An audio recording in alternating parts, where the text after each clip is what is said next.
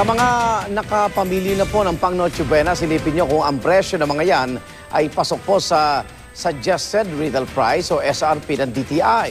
Kung lumagpas naman, maaari raw magpa-refund ng sobrang bayad. Saksi si Lay Alves.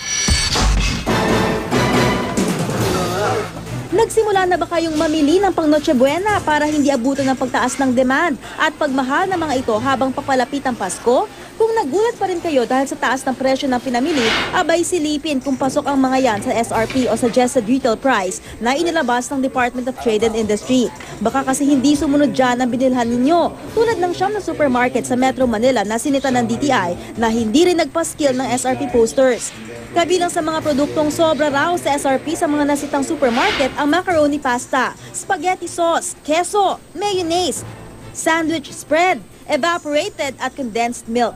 At ano ang pwede niyong gawin kung nakabili ng ganyan? Ipa-refund ang sobra niyong bayad.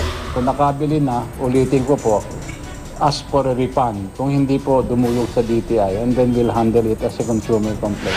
Git naman ng Philippine Amalgamated Supermarkets Association, ang SRP raw ay mungkahing presyo lang at hindi ceiling price. Kanya-kanya rin daw sila ng patakaran sa refund. I don't think that's fair, no? Free enterprise tayo, we're not a communist country. That is not a price ceiling, di ba?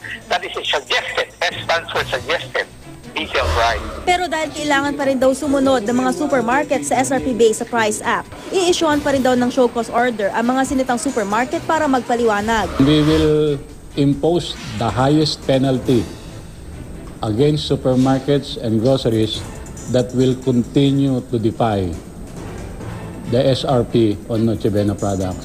Kung gagamit naman kayo ng gift certificates at iba pang katulad na pambili, paalala ng DTI, wala na yung expiry date. Kung meron man po tayong hawak pa ng mga gift certificate na may expiry date na hindi pa po natin nagagamit at nag-expire na, pwede po itong palitan na nag-issue ng gift certificate. Ako si Lay Alves, ang inyong saksi.